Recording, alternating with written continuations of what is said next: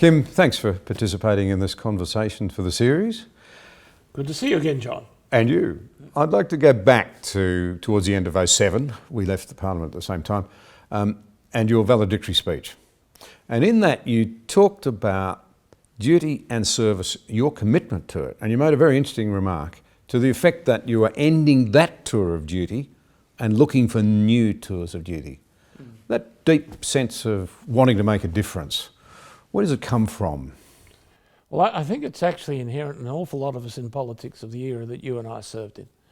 Why do you do it? Well, you do it because you have a view about your country and your community, and you think that direction needs to be managed, that people need to to make personal sacrifices to ensure that it is, and that the public life is just about the most honourable profession you can engage in, no matter what people might think. I've always had a concern about Australian survival. I mean, if you look at the various commitments I've had in political life, an awful lot of it revolves around our national defence. And the sense that I have that survival is a close-run thing for Australia. And that is survival on many fronts. The quality of our community is part of that. Our education system is part of that. Our family life is part of that. But also the physical defence of our approaches is part of that. And you think about your kids, you think about your grandkids, you think about everybody else's kids, you think about your friends, and you think what we've got here is a society worth preserving and worth improving. And that if you find yourself lucky enough to be able to seriously engage with it, and most won't, all of us need that service attitude, but most won't get to serve. You have the advantage of actually having got there, then you must continue. Well, Kim, I just simply couldn't agree with you more. If I had my way, every Australian would have, and perhaps they will, the opportunity to hear what you've just said. And my immediate response would be to say, I think most Australians would think that's terrific, that's what we want to hear, and we're worried about our future. But we live in an age that's very different to the one that you and I are involved in just a little over a decade ago, in that trust is broken down. So you've got this massive distrust in the system. They don't trust the politicians, they don't trust the parliaments, the level, the ANU's work shows trust is running at record levels, distrust at record levels. And of course it applies to a lot of our institutions as well. How do we restore trust? Because perhaps the first question is, can we dig our way out of our current woes without a restoration of trust? And out of that, how do we rebuild it? Look, no, you can't. But the question is exactly the question you asked. How do you rebuild it? I think you first have to understand reasons why it might have gone. I mean, some of these things are not necessarily related to the personalities, but to the circumstances. We now live in an age, and I was just on the cusp of it and left before it really dug in, of the atomisation, if you like, of propaganda in the political system. And the way in which social media operates is to totally undermine the dignity, the validity of many of the institutions and many of the relationships which have previously served to strengthen community. I mean, the advent of cyberbullying, the advent of instant opinion that is harshly judgmental of people who are trying their best and trying to do things. It's sort of, in many ways, shattered the confidence of politicians and shattered the confidence of leadership. Well, over time, we'll get to grips with that. I do think people of goodwill will be able to, and at least counter the impact of massive social undermining. Now, some of that trust is that is a product of, if you like, our own unenforced errors as a community. Then other people are trying to reinforce those errors externally to us and exploit the divisions in our system and the like. We haven't experienced that very much in Australia, but they have massively in the UK and the United States, and those are our reference countries. Still, in many ways, the US and the UK are our reference countries. So you have that. You also, I think, have, and maybe it's a product of that, is enormous difficulties in being prepared to lead amongst our political parties and political leadership. You know, one of the great things about living in a democracy, and we're still democracies, is actually it doesn't matter if you lose. You're not going to go to jail. Your kids aren't going to be put in concentration camps. You will probably live reasonable lives, and you'll certainly live with the opportunity for a comeback. In those circumstances, you can afford to chance your arm. I mean, leading in a dictatorship, and a ruthless and brutal oppressive one at that, is a different matter altogether. We don't have those excuses though. Our leadership is not going to have bad things happen to them as a result of their defeat. Psychologically they'll be impacted, but in no other way. And we do need to, I think, have that willingness again to chance your arm when you think something's right and to argue your case. I think a further thing on trust is a breakdown in civility between people who are actually engaged in politics. That you know, I can't remember whoever said it to me first. He also had a cynical coda on it. He said, those people in front of you when you stand up in Parliament, they're your opponents. They're not your enemies. Now, if the quote stopped there, it would be a magnificent quote because it is true. Yeah. The people across the chamber from you are not your enemies. They're your opponents. Your opponents. They're actually your fellow Australians. That's right. And then he says, the enemies are behind you. Yeah. That's the second part of that quote, which of course has its own resonance and its own essential truths. The first person who said that to me was actually Ian Sinclair. Oh, was it? Yeah, I pointed at you blokes on the other side. Well, I liked him. I remember participating at an event that the National Party put on, and they invited me to speak at.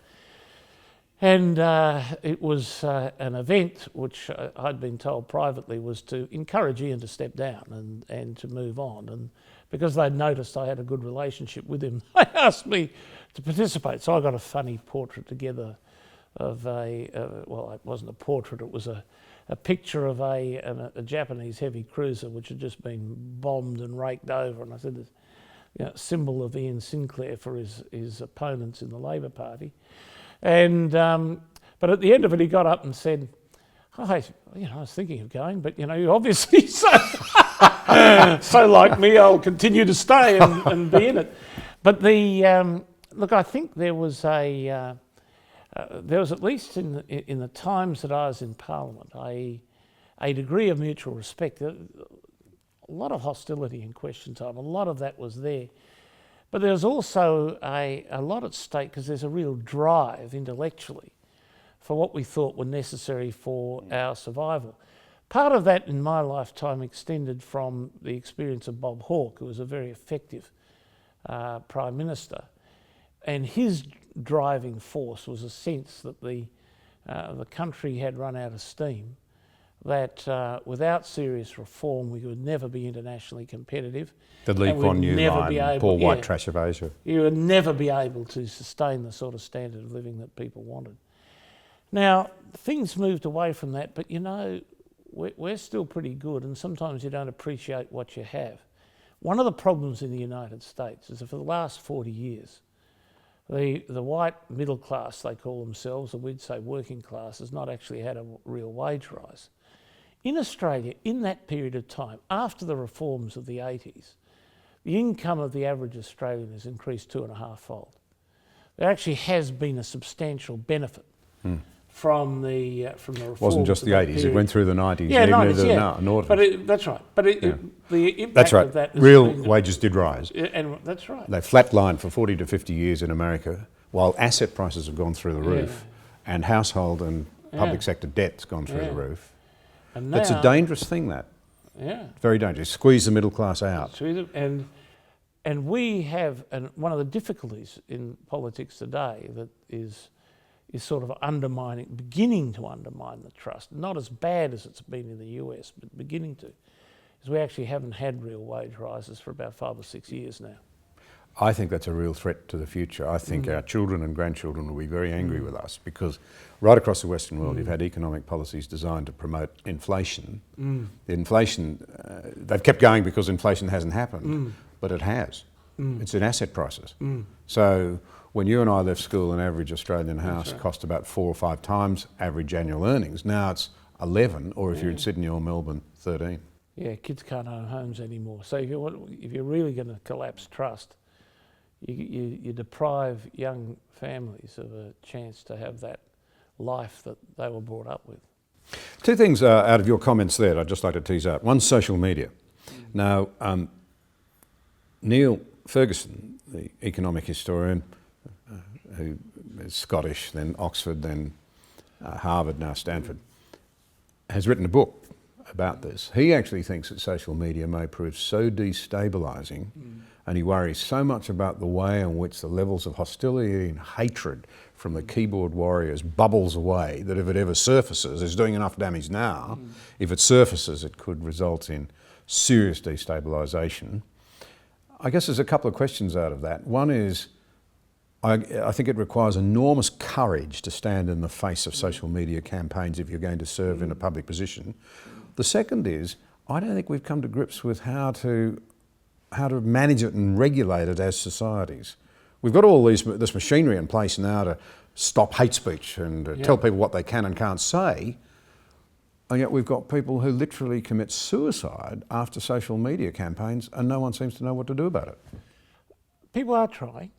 You know, there's the pressure is on the people who do the service, and that pressure is beginning to work. It's efforts to stand down hate speech are actually occurring, and it is possible with the technology to chase down purveyors of hatred, and it is possible to turn them off the sort of websites that they must massively use to spread the messages that they do. There's always issues there, of course. Issues of free speech come into it, but it is the case, I think, that many of the societies are now starting to move to deal with it. I think, ironically, what's a force driving this is not so much the hatred that is being expressed by the people, you know, sitting in their own bedrooms typing it in. It's actually the exploitation of it by external factors and external forces. I mean, undoubtedly in the United States now, an awful lot of this is being driven by the experience of being trolled by Russians, and the possibilities that other people might do this. So the paradoxical effect of that has been that what the Russians have been doing is to start to develop a counter to it, and it's a difficult thing to argue against if you actually happen to be in the domestic debate, and now finding yourself scooped up along with the with measures that are being put in place to deal with that. Well, it's an important subject because it does appear to have enormous capacity for destabilisation, and perhaps it's like the printing press.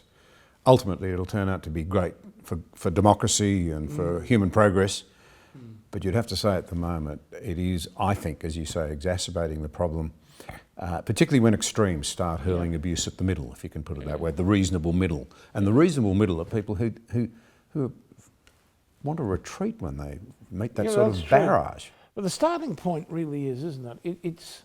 It's what we put into ourselves, what our families put into us, what our schools put into us. It's a discussion that we have, and the starting point is the family and the school. And what do we ask of our teachers? What do we ask of ourselves in terms of what we encourage our young people to think?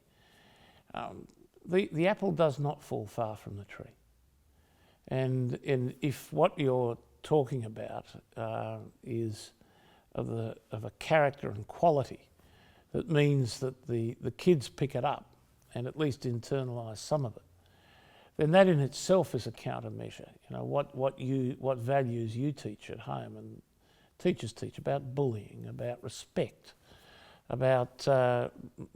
for the other gender, about, you know, respect for people's backgrounds, ethnicity, and the rest of it. what you teach about that will not fall on fallow ground. May be rejected, but at least will be there in the mind. And what you teach is acceptable in discourse. That's there too.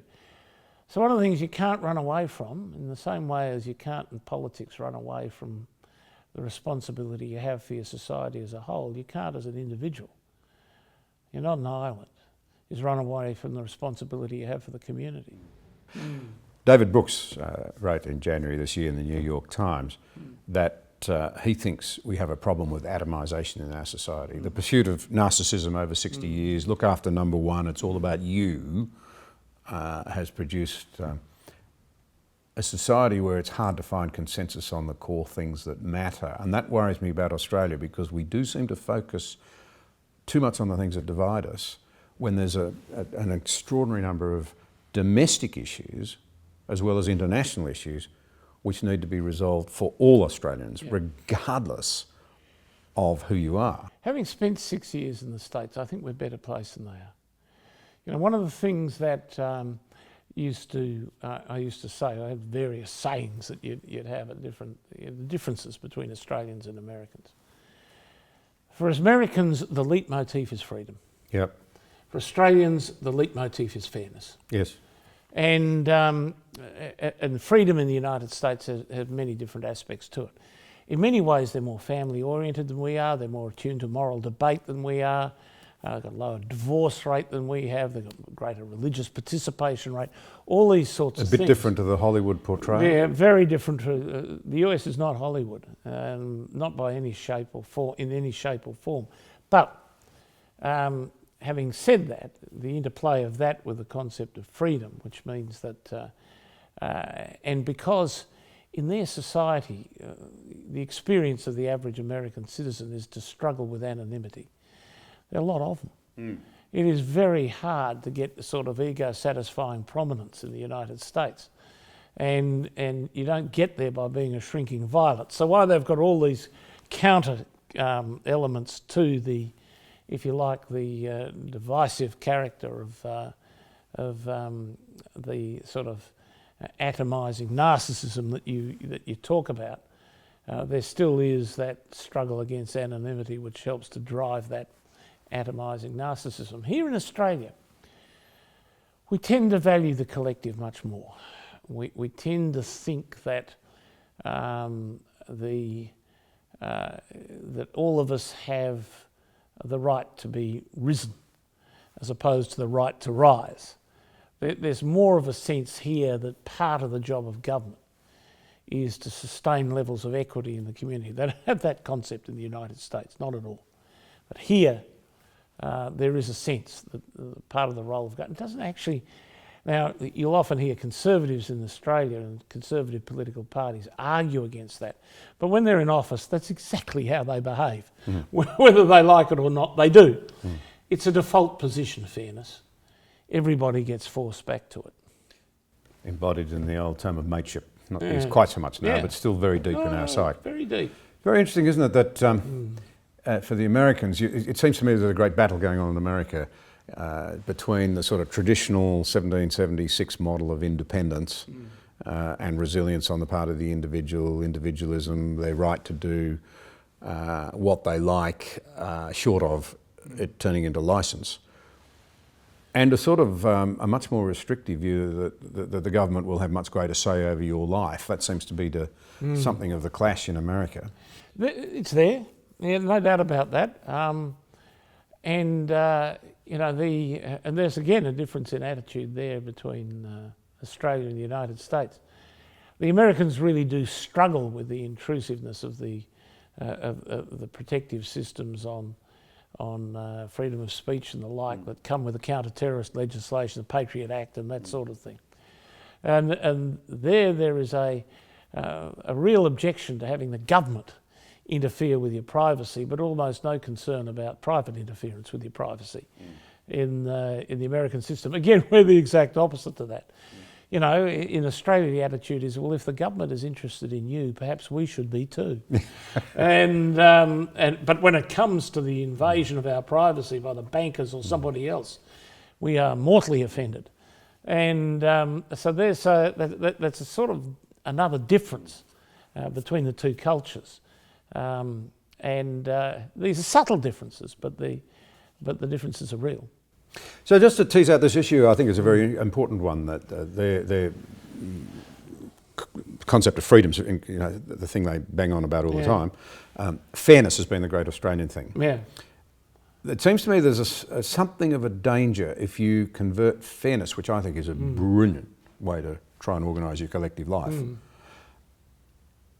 We want equality of opportunity, but if you pursue equality of outcome, you can end up sacrificing freedom and fairness. Yeah.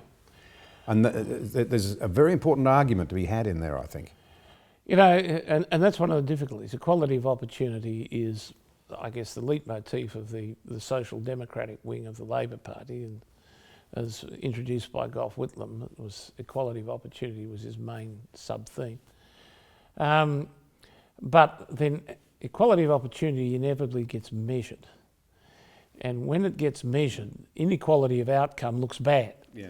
And in that you'll often find, I think, the essential difference in Australian politics between the Conservative side or the right side and the left side.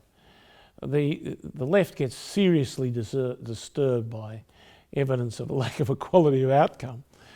And the other side, the Conservative side, tends to be less worried by that. Yeah, they'll accept the idea of equality of opportunity. A darn hard thing to argue against when you sit down and think about it. Very hard to argue against. Hard to secure. Hard to secure, but hard to argue against. So I guess you'd say that one of the major differences between the political parties, and they still do better mobilising opinion than the left and right in most of the rest of the democratic world. So I'm not a big knocker of the Australian system. I think we've got our problems and we've got to deal with those problems, and they can get worse, but I don't think we're too bad compared to others. And part of that is systemic. It's the character of our system which produces that. And it's important that it do so. So I think that while it's getting harder, I think we have better control mechanisms than anyone else. Now, I just got an invitation the other day. They wanted me, old friends wanted me to go up to Harvard. I can't do it, the restrictions that my job imposes, and lecture them on the subject of preferential and compulsory voting. Right. And what had they noticed? Well, what they noticed was this, that while our society is seeing a drift away from the major parties and the emergence, particularly in the PR section, proportional representation sections of the parliament, of alternative political forces, the preferential system brings them back together again. In the end, the preferential system conglomerates votes, and it conglomerates votes to the largest section in it. And the largest sections in it happen to be the Labor Party, the Liberal Party and the National Party. So in the end, votes get conglomerated under those headlines, no matter what people might think. Then compulsory, which I always used to say to the Americans, we don't have compulsory voting in Australia. We have compulsory attendance at the polls. And they can have less objection to compulsory attendance at the polls than they have to compulsory voting. And these people, these friends of mine, but they're academically powerfully engaged, see the Australian system as the answer to the American problem. So, and when you look at the European systems, when you look at the Brits now, you look at us, I think we're doing it a bit better than most. But none of the divisiveness in their systems is absent ours. So let's then agree that that the system can deliver for us as long as we use it wisely as mature and sensible Australians, and we can overcome those undoubted, very real policy challenges here at home. But the reality is that, as you've said, we can't take our future for granted. The world we now live in has changed unbelievably, and with your background and the time that you've had in America, you've got some very valuable insights, I think, here to share with us. For one thing, we've been able to take it for granted ever since 1778 that the superpower of the day was there for us. Can we still take that for granted? More complicated. And we really don't know where Trump's America is going to end up. One place we know pretty clearly it's going to end up at is with a real challenge to the so-called liberal international order, rules-based order, put in place after World War II. So many institutions of that, from World Trade Organization, United Nations, to the sanctity of the global commons, all of that is off the list of important Trump values in global politics. In global politics, his attitude is essentially transactional, essentially tolerant of force majeure if it's seen as an American interest that it be deployed. And all of that leads to an atmospheric in which those who create facts on the ground get those facts effectively recognised, and that nobody necessarily has any rights they can't fight for. I don't know if the United States is going to end up like that 4 or 5 years from now. There's a lot of resistance to that attitude inside the American system, and I think Trump's a one-off. I don't actually think you'll see somebody emerge with his exceptional set of media skills and utter brass narcissism and determination to say what he likes when he likes, about whether or not there's any truth in it at all. It suits an interest that he's trying to pursue.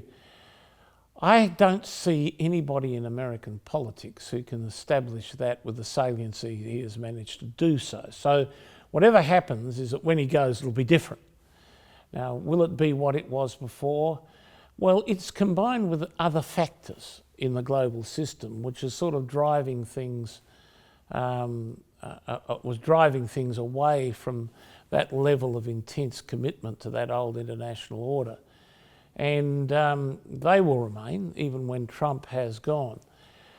I still think that we can bet on the United States ourselves. And that if we can't bet on the United States, what we'll need to bet on, we probably can't afford. And we are, in many ways, the default ally in the Asia-Pacific region. So I think they stick with us. And I think part of the reason they stick with us is that we have one attribute which most countries don't have. We have always had a determination to defend ourselves. Now that might sound an odd thing to say. Most countries don't defend themselves. Most countries rely on the attitude of strangers, as said in the play, or most of them, the kindness of strangers. Most rely on civilised discourse between states. Their armies essentially for ceremonial or internal order. Australians have never taken that view. We have always taken the view that if we have to have a big powerful friend, we'll have it and we'll pay the price for keeping them. And part of the price of keeping them is that we be easy to defend, and so we utilise them not so much to interpose themselves between us and the enemy, but to ensure that we have the capacity to confront the enemy ourselves. And as we've got wealthier and we've got larger, that has been a more plausible goal. But we started really to try it from day one. I mean, Alfred Deakin, determining that we would not simply be part of the British Far East Fleet, we'd have our own navy and so on. So from day one we've been taking the view that while we'll have to have our alliances, we'll be self-reliant within them. So two big issues there that I'd love to explore a bit more. Firstly, America itself. Australians look at it, commentators say, well, what does Trump mean? Is he the problem or the product of the problem? But you're painting the picture of an America where there's still a lot of ballast, there's still a lot of solid community strength, perhaps deriving from that sort of commitment to family and to family values, to religion, that's easily missed when we look at inner city riots or tensions between police and blacks, or the Hollywood portrayal of an America that's lost its way. There's still real ballast there, because that obviously plays out in where they go post-Trump. Well, absolutely. I think the important thing to comprehend is when you look at the various groups that participate in the vote in the United States, there is actually no American majority. There are multiples of forces, some stronger than others. I always used to, at my table, point out to the Democrats how rapidly they were losing the so-called white middle class. We would say white working class in this country. And that when you total together, if you start playing identity politics, and you're an African American or Hispanic American, you play identity politics. You constitute, in the case of African Americans, 9%, and the others 16%. US society, you add up to 25. White working class is about 35. So you play identity politics, you lose. Yeah. That's the thing that you most have to watch out for. You know, I guess the thing is in the conservative forces in Australia and the Labor Party, generally speaking, our message has been universalist, and we've seen that as the way to go. Harder to keep that message in the United States because in their presidential system, as opposed to the Westminster system, every person in Congress is his own government, and they operate as though they are their own government, and so it's a much more divided political entity anyway. Which sometimes looks quasi-corrupt, as you see the trading. Oh yeah, that goes absolutely. On. But you also find too with them that they all have to manipulate this scenario in whatever the mix is in their particular district. So it's mutually reinforcing the divisive and components of that sort of identity. You know, the whole world would look very different if Hillary Clinton had won the last election. Now, why didn't Hillary win it? There are many, many factors involved in that, and there's no single answer. But the key stat, which I keep telling people, is this. You take her firewall states of Pennsylvania, Michigan and Wisconsin. The Democratic firewall was, the Republicans will never win these in a presidential election, therefore the Republicans will never win a presidential election from now on. Trump won them all. When you go into those states, which she only just lost by, Barack Obama had got 45% of the white working class in those three states. She got 35. If she got 40, she'd now be president. So she could actually take a dip in that support, but not the dip that she actually took. Now, how she got there, there's so many other, the Russians are involved, Comey's involved, all sorts of people are involved in getting there. But the fact that she got to that point meant that that little blip, instead of just dropping to 40 but dropping to 35, meant in those states she fell over by a total of about 70,000 votes in millions, and she was gone. So the US is a close-run thing, and all these factors are engaged. What is terrifying the Republicans at this election is white, educated women. In many ways, the base of the old Republican vote, not the new people that Trump has brought on, is white suburban women. And they are making amply clear they do not like Mr. Trump's behaviour. And they're very smart. So when their congressmen come to them, because they are mainly congressmen as opposed to congresswomen, come to them and say, now listen, you know us, you know what good liberal souls that we really are, or centrist souls and moderate souls that we are. We're not in with any of this. They say, oh, yes, you are. I haven't noticed any of you standing up to this fellow when he's been doing the various things that he has been doing. And while Trump got a majority of these women in the last election, he's probably down to the mid-20s among them now. And that translating across to the Republican Party, these are big turners out, these women. These are the women who organise everything. And they have turned against the Republican Party. Now they've got a couple of months to make it up. Week's a long time in politics. A couple of months is a generation. But they're the ones who are going to, last time it was the white working class. This time it is the white matriarchy who are going to determine the outcome. The world, though, has changed enormously. You're a former Defence Minister. You've always been very strong on Australia standing up for its interests. What should we be doing now on that defence front? Look, I think that there are many fine things in the Defence White Paper of 2016, and I said so at the time. But there's also based on certain assumptions which no longer apply. One of those was that we had an active ally in the rules-based order defence, and we do not have that ally anymore, not in the way in which we envisaged it then. And we determined that playing a part in that was to be a major determinant of the way we did our force structure. Well, what we have to do is to go back to basics here.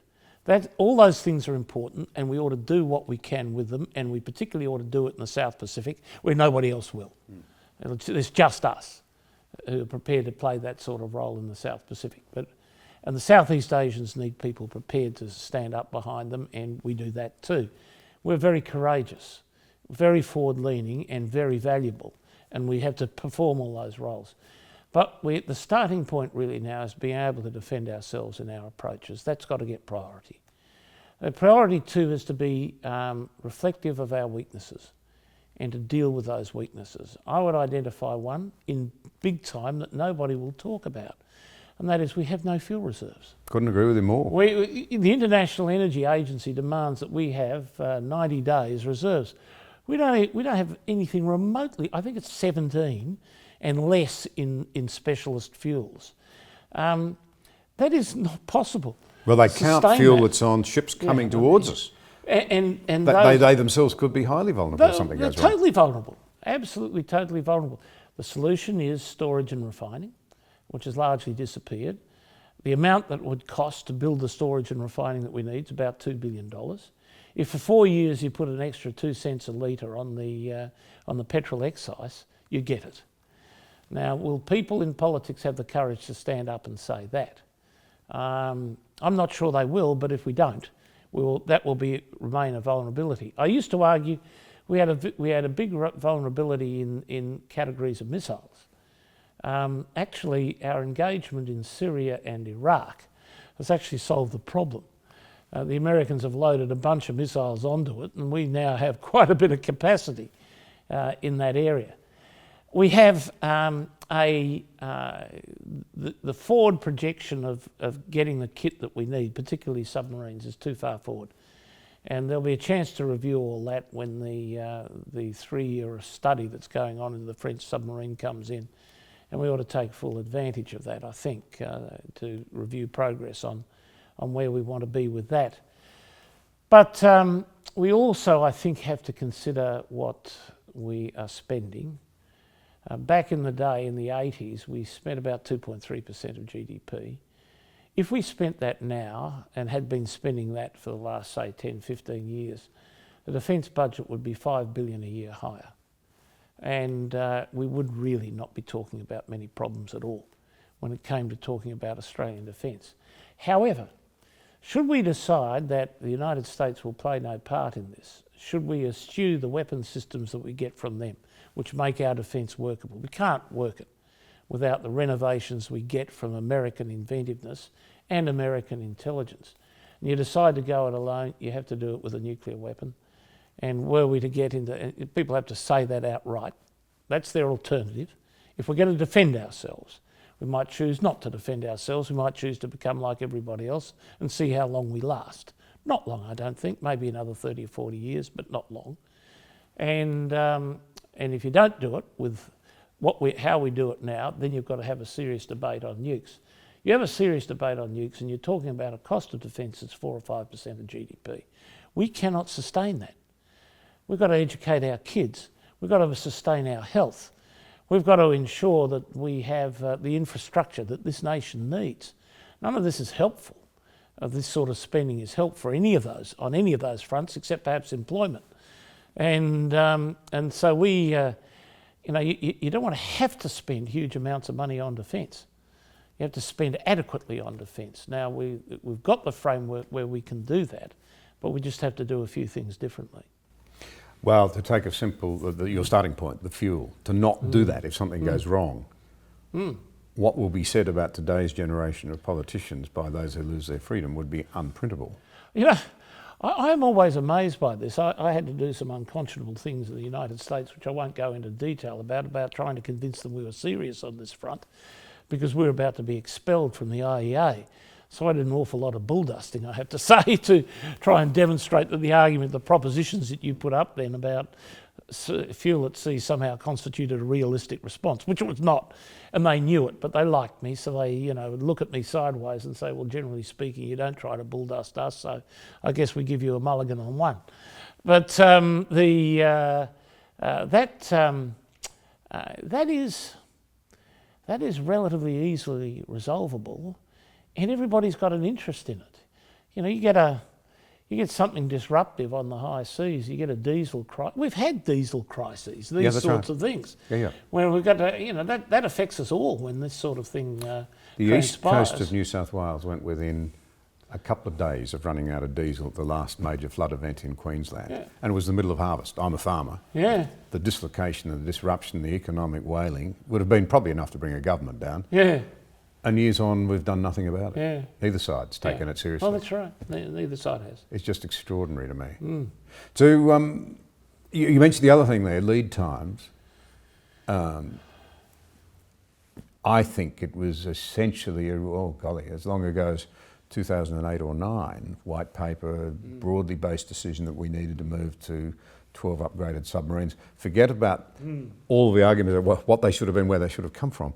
The fact that we're now still at a point 10 years after that where final decisions have not been made, contracts have not been signed, and we'll be lucky to get the first one by 2035, it smacks of a complacency that, again, I just wonder what our kids will say about us if something goes wrong. Look, I used to say when I was Defence Minister, and we said, we have short-term threats that we have to be able to deal with immediately. We've got more challenging threats that one can foresee that we have to be able to deal with probably immediately too. And then we have the long-term existential threat, which we have to keep capability to handle, and the rest of it. But those clear-cut divisions don't really apply anymore. We're in a much more serious situation than we were then. But I think that, and I think that when it comes to submarines, that's one place where I'd put the question mark over our performance. But you also need to look at where the glass is half full. I used to have this feeling that, what if I'm wrong in all those calculations we've made about short and long-term threats? Can we, from a standing start, defend ourselves? In my day, you could say no. The answer was no. Today, it's yes, for one reason. That's the Air Force. The Australian Air Force now is magnificent. And when you look at the combination that we have of what we can access from the American satellite systems, which we are engaged with, and we now have as much access as the Americans do to their product. They're really genuinely joint facilities now. Then you add it to our over-the-horizon radar, which is largely an Australian invention, though it started with a substantial American input, the best in the world. When you add to that the performance of our early warning aircraft, which have been tested thoroughly now in the Middle East, and doing a magnificent job, and they're better than America. It was a very close run thing to purchase those. Yes, I know. You'd be happy with that.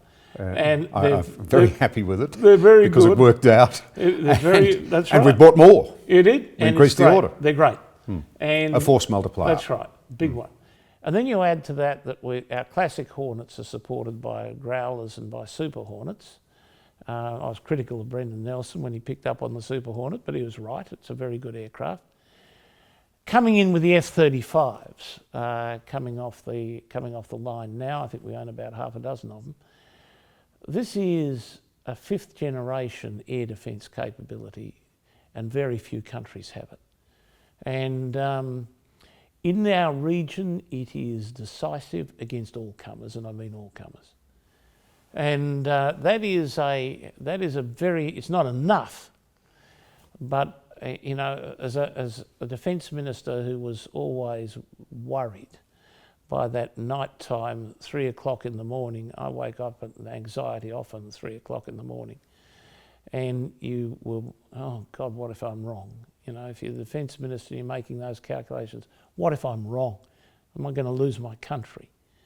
And and I think the current defence minister, Christopher Pyne, can wake up and say he probably won't, courtesy of those attributes.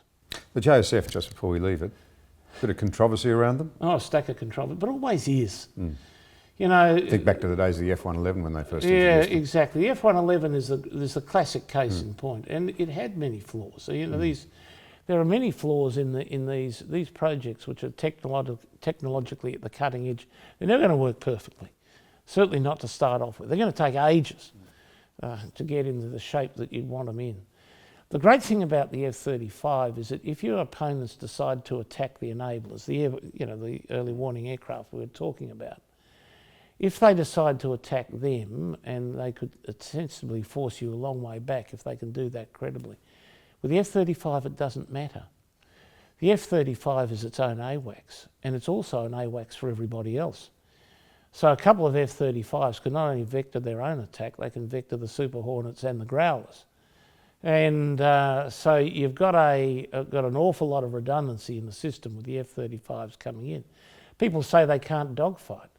Well, no, they're not dogfighters, they're eliminators.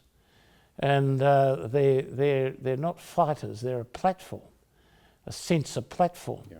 And they finally exercise them boringly, you know, I think it was Red Flag or one of the last ones that the Americans did. And they gave them their attributes. So they were flown by the trainee pilots, and the Red Forces were flown by the experienced fighter pilots who came after them. They lost 18-1. Somebody turned his systems down poorly on the F-35 and they lost it. All of them were shot down by the F-35 before they even, you know, the umpire just rang them and said, "You're gone." Yeah. What? There's nothing here. But you're gone. Yeah. And that's the thing with them. Yeah. They have those attributes which are critical of, that's why they're called fifth generation and not fourth. Excellent. You mentioned something there that I'd just like to pick up on. The responsibilities of high office, I think, are perhaps dismissed a little too lightly by people who haven't been there. I didn't live with that sort of constant concern as a defence minister, but I was acting PM when 9/11 happened. You do feel the weight of the country on you. I remember thinking to myself, what happens, a buck stops with me? What happens if I miss some important bit of intelligence? Because we assumed there might be follow-ons. It's a horrible feeling. And I think, why do I mention it? It's probably a plea to our fellow Australians to recognise that we do ask a lot of our elected leaders. We shouldn't be cynical all the time. We do need some trust. And there are men and women who do step up. And we don't want that to change because we make it so unattractive that good and capable and honourable people think it's just not worth even trying. Look, I think that's absolutely right. And, you know, in politics, as you know, you live on psychic capital, no other form of capital, not unless you're completely corrupt. And in Australia, you don't get away with corruption. No. You do certainly at some federal places. level. Certainly not at the federal level. No, you don't get away with corruption. You don't actually try. You know, you don't see much intentional corruption emerging at any. Well, Bob Hawke used to make that point, and I think he was right. Yeah, I mean, we don't actually at the federal level have responsibility for planning, and planning is the most easily corruptible area of political life, frankly, and that's all in the hands of state and local government, not federal. So that honeypot that Bob Hawke called it's not there. Yeah, that's right. There isn't that much there. But I think also it is the case that you will often face, if not an existential threat of a kinetic character, you'll often face it of a financial character. That'll happen every few years, no matter whether you like it or not. Yeah. And then you have the agonising of having to go out and look at all the people losing work, looking at the impact that you're having on the families, the people of your country. Yeah. And you agonise about that. You agonise. I know people in all political parties agonise about that all the time. Yeah. Nobody really goes out consciously to hurt anybody. But sometimes what you do or what you have forced on you does hurt people. And you have to live with it and fight to redress it. But it's no easy life for anyone in politics. And one of the problems is we make it so hard for each other. We make it so hard when it comes to discussing pay or retirement benefits or, you know, the various peccadillos, the way in which you use your allowances, all of that sort of thing. We constantly demean ourselves in political life, and we wonder why other people join in. Yeah. Well, you continue your noble commitment to public service. You're now the Governor of Western Australia. Susie by your side. Are you enjoying it? I'm finding it worthwhile. The one thing the Premier said to me which attracted me to the job, he said, look, I think West Australia could do with a bit of an advocate. And so that's not necessarily a gubernatorial role. A gubernatorial role, quintessentially in the first instance, is constitutional. That's the things I must do on behalf of the Queen in the political system that operates here. I reckon that's about 6 hours work a week. Then there is what you might call the encouragement function. The fact that many people look upon you to provide patronage and encouragement and to appear to verify the things that they're doing in the community or with each other. And every conceivable form of community organisation expects that of you. And you do that. And it is enjoyable. It's like being a member of Parliament again. You know, when you're first elected, you go around all the social units in your community. You know, the people who do the housing, the people who do the street folk, the people who are doing the health provision, the people doing the employment service. You go around all of them in your community. Well, I now go around all of them. Only then I dealt with the community level, the state level, the local level operation. I now deal with the state level operation as the thing that focuses on me. I love I'm the Chief Scout, for example, and of Western Australia. So you have all of that, and it's important that all of that gets done, and that's it usually. But what the state government here has asked me to do, and do advocacy.